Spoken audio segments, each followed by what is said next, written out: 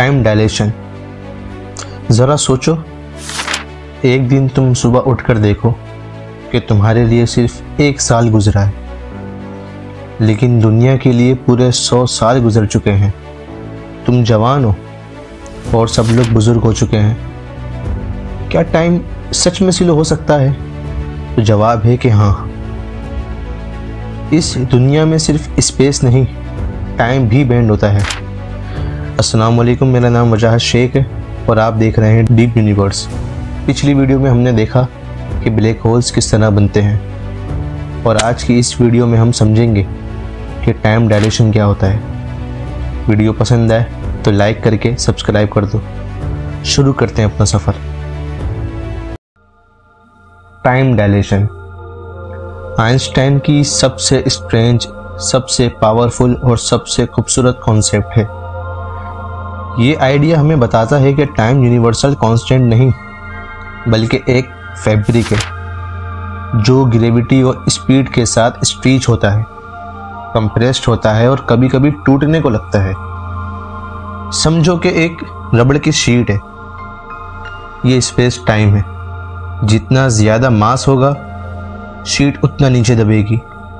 जब कोई प्लेनेट या स्टार इस कर्वेचर के अंदर मूव करता है तो वो एक्चुअली बेंड स्पेस के थ्रू मूव कर रहा होता है। आइंस्टाइन ने कहा कि ग्रेविटी कोई फोर्स नहीं, एक बेंडिंग है। और जब स्पेस टाइम बेंड होता है तो टाइम भी बेंड होता है।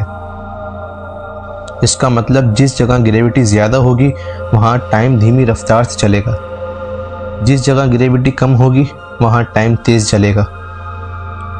टाइम सिर्फ ग्रेविटी से नहीं, स्पीड से भी स्लो होता है। जितनी ज़्यादा तुम्हारी स्पीड, उतना तुम्हारा टाइम स्लो। लाइट की स्पीड के करीब जाते जाते टाइम ऑलमोस्ट रुक जाता है। अगर कोई स्पेसशिप 99.99% स्पीड ऑफ लाइट से चले तो एस्ट्रोनॉट के लिए 1 साल गुजरेगा, लेकिन बाकी अर्थ के लिए 100 साल गुजर चुके होंगे। अगर वो वापस आएगा तो सब कुछ बदल चुका होगा। लोग बुजुर्ग हो चुके होंगे, शहर बदल जाएंगे, टेक्नोलॉजी आगे बढ़ जाएगी और वो एस्ट्रोनॉट बस 1 साल बड़ा होगा। ब्लैक होल के पास स्पेस टाइम इतना ज़्यादा बेंड हो जाता है कि टाइम ऑलमोस्ट फ्रीज हो जाता है। एक इंसान अगर ब्लैक होल के पास जाए, उसके लिए कुछ सेकंड या मिनट्स गुजरेंगे। बाहर वाले यूनिवर्स के लिए हज़ारों साल हो सकते हैं। अगर तुम दूर से उस इंसान को देखो, तुम्हें लगेगा कि वो इंसान स्लो मोशन में चल रहा है, फिर रुक गया है और फिर हमेशा के लिए फ्रीज हो गया। लेकिन उस इंसान के लिए जो ब्लैक होल के पास है, वो बिल्कुल नॉर्मल महसूस करेगा जब तक वो इवेंट होराइजन क्रॉस न कर ले। ये कॉन्सेप्ट थ्योरी नहीं, बल्कि हमारी ज़िंदगी में डेली यूज़ होता है। जीपीएस सैटेलाइट अर्थ से ऊपर होते हैं, वहाँ ग्रेविटी कम होती है तो टाइम उनका तेज़ चलता है। अगर आइंस्टाइन की रिलेटिविटी को करेक्ट ना किया जाए तो जीपीएस हर दिन 10 किलोमीटर तक गलत लोकेशन बताएगा। टाइम डायलेशन के बिना जीपीएस इम्पॉसिबल होता। मिसाल के तौर पर 2 ट्विंस हैं, एक अर्थ पर रहता है और एक हाई स्पीड स्पेसशिप में स्पेस ट्रेवल कर रहा है। जब ट्रेवलर ट्विन वापस आता है, अर्थ वाला ट्विन उससे ज़्यादा बूढ़ा हो जाता है। तो ये पैराडॉक्स नहीं है, रियलिटी है। और ये सब स्पीड बेस्ड टाइम डायलेशन की वजह से होता है।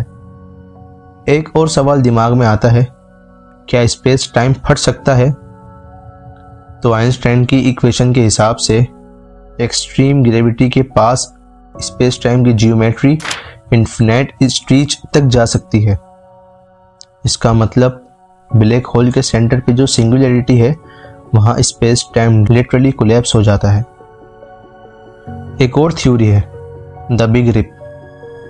अगर डार्क एनर्जी बढ़ती रही तो एक दिन गैलेक्सीज, स्टार्स, प्लैनेट्स सब फट जाएगा और आखिर में स्पेस टाइम भी टेयर हो सकता है। साइंटिस्ट ने रियल वर्ल्ड में इसको टेस्ट करा है। एटॉमिक क्लॉक्स एरोप्लेन में भेजे, रॉकेट्स पर क्लॉक्स भेजे, सैटेलाइट पर टेस्ट किया। रिजल्ट, सब ने कंफर्म किया हाई स्पीड और हाई ग्रेविटी में टाइम स्लो होता है। एक कॉन्सेप्ट कहता है कि टाइम एक डायरेक्शन में फ्लो नहीं करता, सिर्फ हमारी परसेप्शन में करता है। अगर स्पेस टाइम कोलैप्स हो जाए या इटर्निटी तक एक्सपेंड हो, टाइम अपने मायने खो सकता है। एक दिन यूनिवर्स इतना कूल, एम्प्टी और स्ट्रीज हो जाएगा कि टाइम का कोई सेंस ही नहीं रहेगा। तो दोस्तों, टाइम डायलेशन सिर्फ एक साइंटिफिक फार्मूला नहीं, ये एक रिमाइंडर है कि टाइम एक रिवर की तरह बह रहा है, जिसका फ्लो हर जगह सेम नहीं है।